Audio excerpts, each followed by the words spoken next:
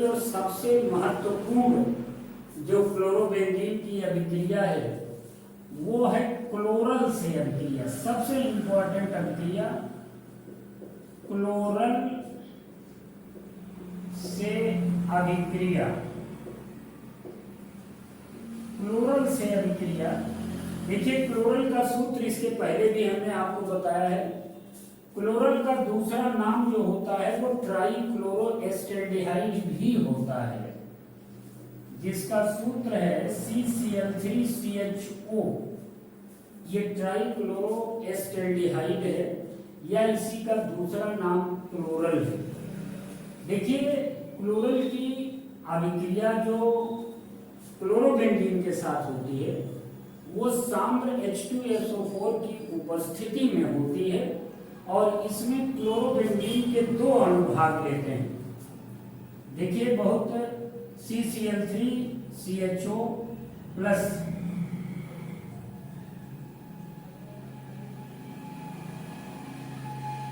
देखिए हम क्लोरोबेंजीन को उल्टा बना रहे हैं। ये एक क्लोरोबेंजीन, ये क्लोरोबेंजीन के दो अणु भाग लेंगे इसमें।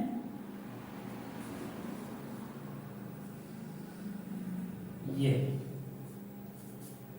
क्लोरोबेंजीन के दो अणु हैं। ये है आपका क्लोरल और ये क्लोरोबेंजीन के दो अणु हैं। काउंट H2SO4, ये सांद्र H2SO4 है। सांद्र H2SO4 की उपस्थिति में क्लोरोबेंजीन के दो अणु का योग होगा तो इससे जल का एक अणु बाहर निकल जाएगा। ये जल का अणु बाहर निकलेगा और जल का अणु जब बाहर निकलेगा तो इससे जो प्रोडक्ट बनेगा वो CCl3CH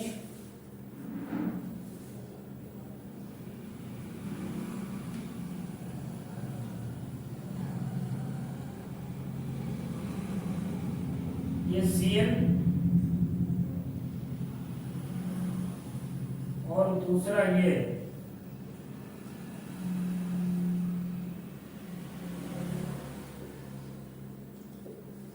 Cl। ये आपका DDT, ये आपका DDT है। DDT का जो पूरा नाम है उसका नाम है डाइक्लोरो डाइफेनिल ट्राइक्लोरो इथेन। तो DDT का पूरा नाम है डाइक्लोरो डाइफेनिल ट्राइक्लोरो इथेन है। ये DDT बनता है यह सांद्र H2SO4 की उपस्थिति में क्लोरल के साथ क्लोरोबेंजीन के दो अणु उस अभिक्रिया में भाग लेते हैं। ये क्लोरोबेंजीन है। क्लोरोबेंजीन के दो अणु क्लोरल के साथ सांद्र H2SO4 की उपस्थिति में अभिक्रिया करके CCl3CH और दोनों ये DDT बनता है। इसका एक नाम और है, चूंकि ये पैरा पोजीशन पर जुड़ा है इसलिए इसका नाम ये भी हो सकता है पैराडैश डाइक्लोरो डाइफेनिल ट्राइक्लोरो इथेन। ये डाइक्लोरो डाइफेनिल ट्राइक्लोरो इथेन हो सकता है या पैराडैश डाइक्लोरो डाइफेनिल ट्राइक्लोरो इथेन हो सकता है। देखिए इसका जो कार्य है, जहां ये उपयोग में लाया जाता है DDT, इसका उपयोग कीटनाशक के रूप में किया जाता है। डीडीटी का निर्माण जो किया जाता है उसका उपयोग कीटनाशक के रूप में किया जाता है। तो ये इस अध्याय की सबसे महत्वपूर्ण अभिक्रिया है। आपसे पूछा जाता है कि क्लोरल से डीडीटी कैसे आप बनाएंगे, ये मुख्य प्रश्न बनता है जो आपसे पूछा जाता है। अब क्लोरोफॉर्म के उपयोग क्लोरोबेंजीन के उपयोग क्या हैं? इसके दो मुख्य उपयोग हैं। सबसे पहला है कीटनाशक के रूप में, कीटनाशकों के रूप में इसका उपयोग किया जाता है। दूसरा है एनिलीन और फिनॉल बनाने में, एनिलीन और फिनॉल बनाने में ये इसका उपयोग किया जाता है, एनिलीन और फिनॉल बनाने में। दूसरा कीटनाशक के रूप में।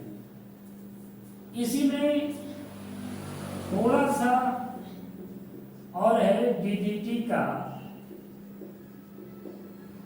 पर्यावरणीय प्रभाव। डीडीटी का पर्यावरणीय प्रभाव, ध्यान दीजिएगा, डीडीटी का उपयोग जो किया जाता है वो कीटनाशक के रूप में किया जाता है, लेकिन ये डीडीटी जो होता है वो सूर्य के प्रकाश, वायु द्वारा ऑक्सीकरण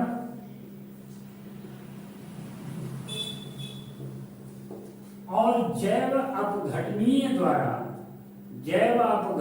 द्वारा ये अपघटित नहीं होता है। सुनिए, जैव अपघटनीय द्वारा अपघटित नहीं होता है। अपघटित न होने के कारण वो जीवों की वसीय ऊतकों में एकत्रित हो जाता है, और जब वसीय ऊतकों में एकत्रित हो जाता है तो उन्हें हानि पहुंचाता है। ये जीवों के वसीय ऊतकों में एकत्र हो जाता है और उन्हें हानि पहुंचाता है, और इसी हानिकारक प्रभाव की वजह से सरकार ने इसे 1970 में इसके निर्माण और इसके उपयोग पर प्रतिबंध लगा दिया है।